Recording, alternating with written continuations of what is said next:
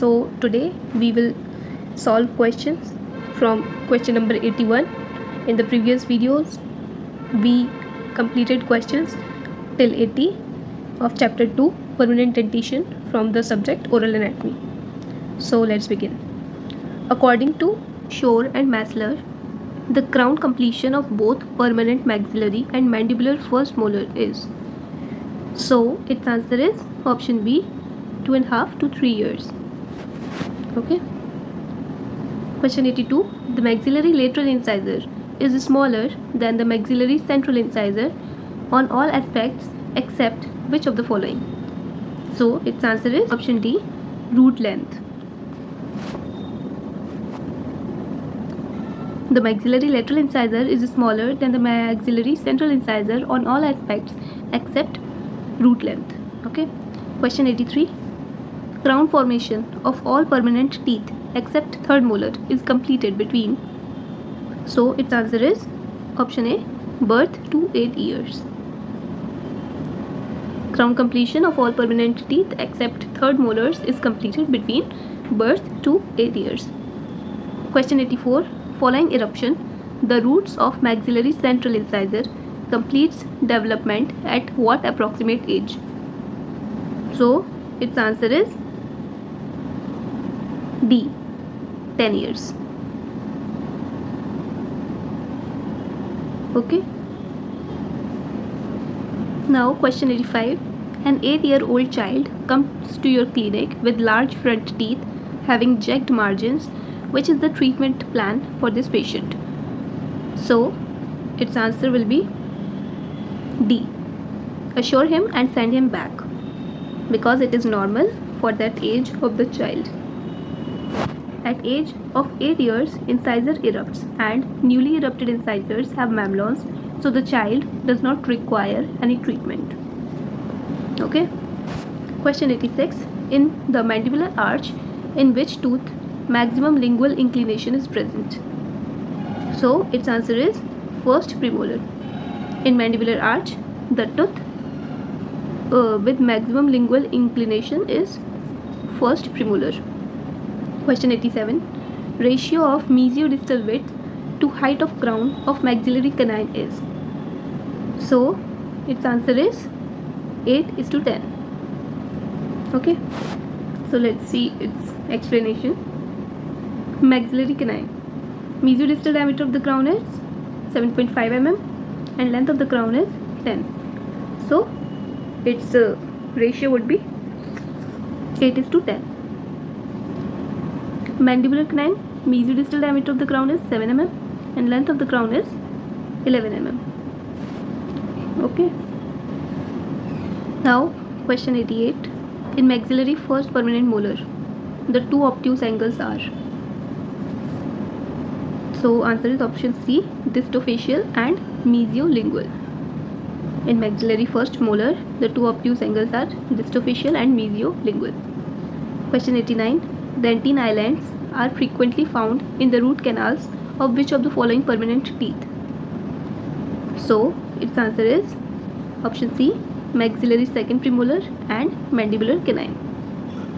Okay. Question 90. The number of line angles in permanent maxillary central incisor is. So its answer is 6. There are 6 line angles in permanent maxillary central incisor. Question 91. Additional period required for enamel calcification after eruption into oral cavity. So its answer is 2 years. Amelogenesis is a slow developmental process that can take place as long as 5 years to complete on the crowns of some teeth, and maturation stage occupies 2/3 of it. Okay. Now question 92. In tooth numbering system, 5 indicates. So its answer is option D, deciduous right maxillary second molar. Let's see its explanation. A 2-digit system proposed by Federation Dentaire Internationale (FDI) for both primary and permanent dentition has been adopted by WHO and accepted by other organizations such as International Association for Dental Research. So in permanent dentition, the first digit is 1 for maxillary right quadrant, 2 for maxillary left quadrant, 3 for mandibular left quadrant, and 4 for mandibular right quadrant. Okay, and in deciduous dentition, the first digit 5. If the first digit is 5, then it means the quadrant is maxillary right quadrant. 6 indicates maxillary left quadrant, 7 for mandibular left quadrant, and 8 for mandibular right quadrant. Okay, so in primary dentition, the central incisor in the upper right region is 5-1, lateral 5-2, and canine 5-3, first molar 5-4, and second molar 5-5. Likewise in the upper left, lower left, and lower right. Or for permanent dentition, we write 1 for the first quadrant, 2 for the second quadrant, 3 for the third quadrant, and 4 for the fourth quadrant, and 1-1 for the upper right central incisor, 1-2 for upper right lateral incisor, 1-3 upper right lateral upper right canine, and so on. So we all know about it. Now question 93. Cusp of cerebelli is present on. So we all know that it is present in permanent maxillary first molar. So the answer is option A. Developmentally, only 3 major cusps can be considered as primary: the mesiolingual cusp, mesiobuccal cusp, and distobuccal cusp. The distolingual cusp is common to all of the maxillary molars. Any other additional one, such as cusp of cerebelli on first molars, must be regarded as secondary. Question 94. According to FDI tooth numbering system, the number 4-5 refers to. So its answer is mandibular right second premolar. Now question 95. Number of developmental lobes in human permanent anterior teeth is, so the answer is D. Okay, its explanation is each lobe represents primary center of formation. In permanent anterior teeth, the 4 lobes are called as mesial, labial, distal, and lingual lobes. In premolars, they are called as mesial, buccal, distal, and lingual lobes. In mandibular second premolar, which often has 2 lingual cusps, they are mesial, buccal, distal, mesiolingual, and distolingual lobes. In permanent molars, they are named as same as cusps. Okay, now question 96.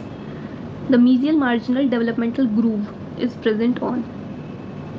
So the answer is maxillary first premolar. Mesial marginal developmental groove is seen in maxillary first premolar. This groove crosses the mesial marginal ridge and ends on the mesial surface of the crown. Okay.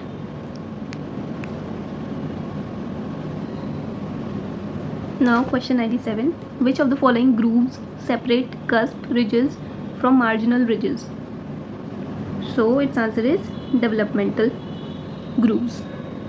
A developmental groove is a shallow groove or line between the primary parts of the crown or root. Supplemental grooves is less distinct and is a shallow linear depression on the surface of the tooth, but it is supplemental to the developmental groove and does not mark the junction of primary parts. Okay, so answer is developmental and not supplemental. Question 98. Minimum number of lobes required for tooth formation is, so its answer is 4 lobes. Question 99. The occlusal outline of the permanent mandibular first molar is usually similar to, answer is trapezoid. Okay, so even though answer is trapezoidal according to the above reference and university key, many books say that the occlusal outline of mandibular is either hexagonal, not in options according to the Wheeler's 99th edition, or pentagonal, which is also not in options according to the Wolfer's Dental Anatomy. According to Wolfer's dental anatomy. The various occlusal outlines are trapezoid or tapered rectangle is found in mandibular second molar. Parallelogram or rhomboid is present in maxillary second molar with 4 cusp type. Heart shaped or triangular, maxillary second molar, 3 cusp type, and pentagon, mandibular first molar. Okay, now question 100. The ridge that descends from the cuspal tip towards the central part of the occlusal surface in maxillary molar is. So its answer is A, triangular ridge. So triangular ridge is the ridge that descend from the tips of the cusp of the molars and premolars towards the central part of the occlusal surface, named after the cusp to which they belong. For example, triangular ridge of the buccal cusp of the maxillary first premolar. Transverse ridge. When a buccal and a lingual triangular ridge join, they form a transverse ridge. Oblique ridge. Ridge crossing obliquely the occlusal surfaces of maxillary molars, formed by the union of triangular ridge of the distobuccal cusp and the distal cusp ridge of the mesiolingual cusp. Okay. So its answer will be triangular ridge. Question 101. In 1947, a committee at ADA recommended symbolically which of the following tooth numbering system? So its answer is Zsigmondy-Palmer system. In 1947, a committee of the ADA recommended the symbolic Zsigmondy-Palmer system because of the difficulties with keyboard notation. The ADA officially recommended universal numbering system. This system also had limitations and lack of widespread use internationally. Finally, the WHO adopted FDI notation. So in 1947, the committee recommended Zsigmondy-Palmer system, but finally the WHO adopted FDI notation. Question 102. Linear depression on a tooth surface is. So the answer is groove. So let's see its explanation. Sulcus, long depression or valley in the surface of a tooth between ridges and cusp. The sulcus has a developmental groove at the junction of its inclines. Now developmental groove, shallow groove or line between the primary parts of the crown or a root. Supplemental groove, less distinct shallow linear depressions which is supplemental to a developmental groove and does not mark the junction of primary parts. Okay, now question 103. A developmental disturbance in the enamel of mandibular first molar crown usually occurs between which of the following ages? So its answer is birth to 3 years postnatal. In maxillary and mandibular first molars, the calcification starts at birth and crown formation is completed by 2.5 to 3 years. Any developmental disturbance such as hypoplasia, hypocalcification during this period will manifest in their crowns. Question 104. Mesial slope of distobuccal cusp of maxillary first molar meets its distal slope at which angle? So its answer is option D, right angle. The mesial slope of the distobuccal cusp meets its distal slope at approximately right angle 90 degree, making it sharper and longer. Okay. Now question 105, the last question of this chapter. Permanent dentition. One of the following dental notation is known as universal notation. So its answer is Cunningham notation. In 1883, the Cunningham proposed a universal notation without grids, making it easy to use with typewriters or keyboards of computers.